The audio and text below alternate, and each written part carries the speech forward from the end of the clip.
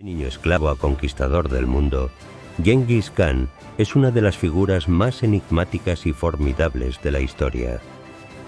Nació como Temujin en las despiadadas estepas mongolas alrededor de 1162, un mundo donde la fuerza dictaba el destino. La traición lo marcó desde el principio. Su padre fue envenenado, su familia abandonada a su suerte y él mismo reducido a la condición de rehén. Pero Temujin no estaba destinado a ser una víctima. Contra todo pronóstico, convirtió la adversidad en su mayor arma.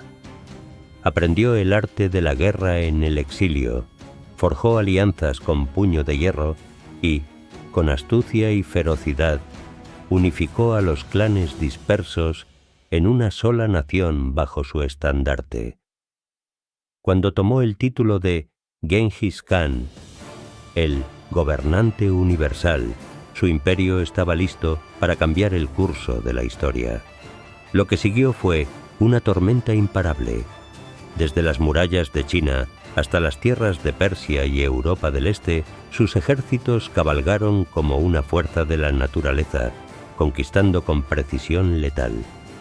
Pero su legado fue más que solo destrucción. Creó un imperio basado en la meritocracia, el comercio y la innovación, uniendo por primera vez a Oriente y Occidente bajo una misma red de rutas y conocimientos. Su nombre, siglos después, sigue resonando como el de un hombre que desafió su destino y moldeó el mundo a su voluntad. Las vastas estepas de Mongolia, a finales del siglo XII, eran un campo de batalla interminable. Clanes rivales luchaban por la supervivencia. Traiciones y alianzas cambiaban con el viento. Y la lealtad se medía en sangre. En este caos, un hombre comenzó a forjar su destino con una audacia feroz. Temujin, el hijo de un caudillo asesinado, un guerrero sin tribu y sin más derecho que el que pudiera arrebatar con sus propias manos.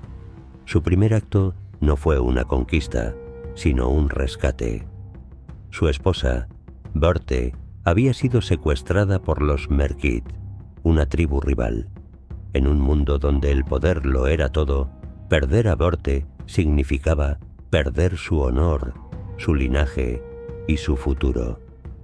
Sin dudarlo, Temujin reunió un pequeño ejército de leales y atacó con la ferocidad de un lobo acorralado. Recuperar a Börte no solo le devolvió a su compañera, sino que envió un mensaje claro. Temujin no era un hombre que aceptara la derrota, pero su genio no estaba solo en la guerra, sino en la política. Mientras otros jefes se aferraban a tradiciones de linaje y herencia, él rompió las cadenas del pasado. No importaba si un guerrero era de sangre noble o un simple pastor. Lo único que importaba era su talento y lealtad. Así creó su Keshik, una guardia personal de élite, formada no por aristócratas, sino por los más hábiles y fieles. Fue un cambio revolucionario. Su ejército no luchaba por familias, sino por un líder en quien creían. Las victorias se acumularon. Tribu tras tribu cayó ante él o se unió a su causa, atraída por su justicia implacable y su promesa de gloria. En 1206, en un gran Kurultai, las tribus mongolas lo proclamaron Genghis Khan, el gobernante universal. Su primer acto como líder supremo no fue una guerra, sino una ley. Sorprendiendo a todos, prohibió el secuestro de mujeres y el robo de ganado entre mongoles. En un mundo donde la fuerza lo era todo, él imponía disciplina y orden. Con su código de leyes, el Yasa convirtió a los clanes dispersos en una nación unida por la lealtad y la obediencia. Desde ese momento, Mongolia dejó de ser un campo de batalla entre tribus y se convirtió en el hogar de la horda más disciplinada y temida de la historia. Gengis Khan no solo había conquistado a su pueblo, lo había transformado en una tormenta lista para arrasar el mundo. Gengis Khan no solo construyó un ejército, sino una máquina de guerra imparable. Su dominio del combate era tan avanzado que los imperios más poderosos de su época quedaron indefensos ante la arremetida mongola. Cada guerrero mongol era un jinete letal desde la infancia. Entrenaban disparando flechas desde pequeños y podían lanzar proyectiles con precisión milimétrica, incluso cabalgando a toda velocidad. Además, cada soldado tenía 4 caballos de repuesto, lo que permitía cambiar de montura en plena marcha y recorrer hasta 160 kilómetros en un solo día, algo impensable para cualquier otro ejército medieval. Pero su verdadera genialidad estaba en la táctica. Su estrategia más temida era la retirada fingida. Simulaban huir en desorden, atrayendo al enemigo a una persecución desesperada, solo para darse la vuelta de golpe y atacar con una emboscada devastadora. En la batalla del río Kalka, en el año 1223, engañaron a los rusos con este truco, destruyendo un ejército 3 veces mayor sin darles oportunidad de reorganizarse. Los mongoles no solo luchaban con fuerza, sino con inteligencia y terror psicológico. Su reputación era su mejor arma.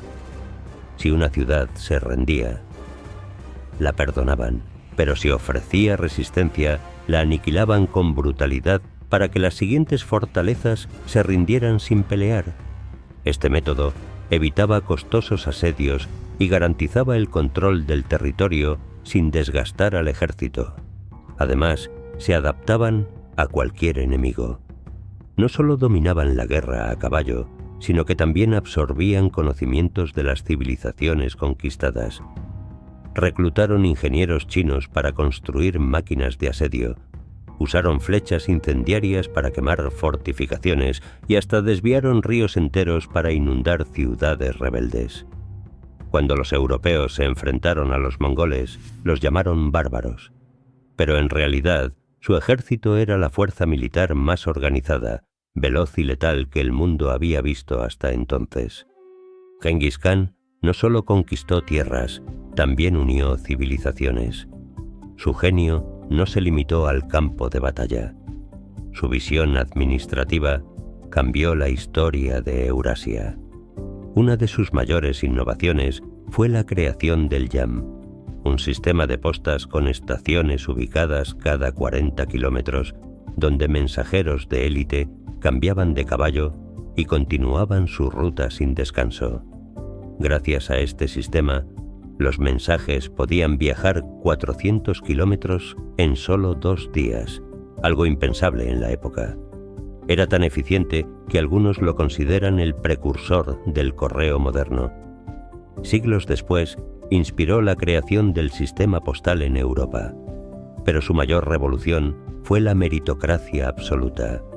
En una época donde el linaje determinaba el poder, Gengis Khan rompió con la tradición y promovió a sus hombres por talento, no por nacimiento. Uno de sus mejores generales, Subotai, había nacido como hijo de un herrero, pero llegó a dirigir campañas que derrotaron a imperios enteros. Este sistema aseguró que los mejores estrategas estuvieran al mando sin importar su origen.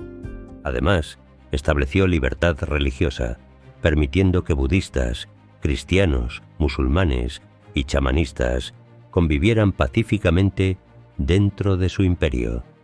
Incluso eximió de impuestos a sacerdotes, médicos y maestros, entendiendo que su trabajo era clave para la estabilidad de su reino. Su influencia también revitalizó la ruta de la seda. Antes de su llegada, esta red comercial era peligrosa e inestable, pero bajo su dominio, Los comerciantes podían viajar seguros de China a Europa, lo que impulsó el comercio internacional como nunca antes.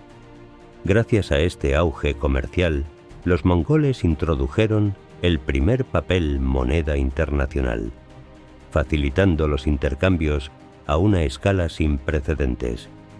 Cuando Genghis Khan murió en 1227, su imperio continuó expandiéndose bajo sus descendientes, pero su mayor legado no fueron sus conquistas, sino su sistema administrativo y su impacto en la economía y la cultura de Eurasia. Su reino no solo fue el más extenso de su época, sino uno de los más influyentes en la historia de la humanidad.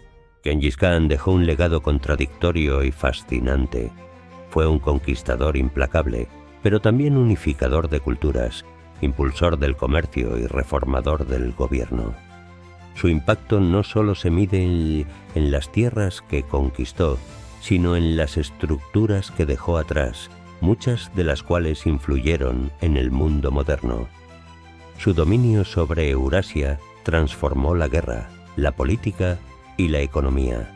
Hoy, el 8% de los hombres en Asia llevan su ADN, un testimonio de su legado biológico, pero su huella va mucho más allá de la genética. Sus tácticas militares aún se estudian en academias como West Point, y su código legal, el Yasa, estableció principios de orden y disciplina que influenciaron futuros sistemas jurídicos. En vida, Genghis Khan dijo: «La felicidad está en vencer a tus enemigos, perseguirlos, arrebatarles sus riquezas». Pero su mayor victoria no fue la destrucción, sino la creación de conexiones duraderas entre Oriente y Occidente. Gracias a su imperio, la ruta de la seda prosperó, la diversidad religiosa fue respetada y se estableció un sistema administrativo que perduró mucho después de su muerte. Su historia nos recuerda que el poder puede ser efímero, pero las ideas y las instituciones pueden cambiar el curso de la historia. Si te gustó este video, suscríbete y activa la campanita para más contenido sobre los momentos que cambiaron el mundo. Y si quieres seguir explorando la historia, te dejamos otro video que seguro te encantará. Gracias por acompañarnos y nos vemos en la próxima aventura histórica.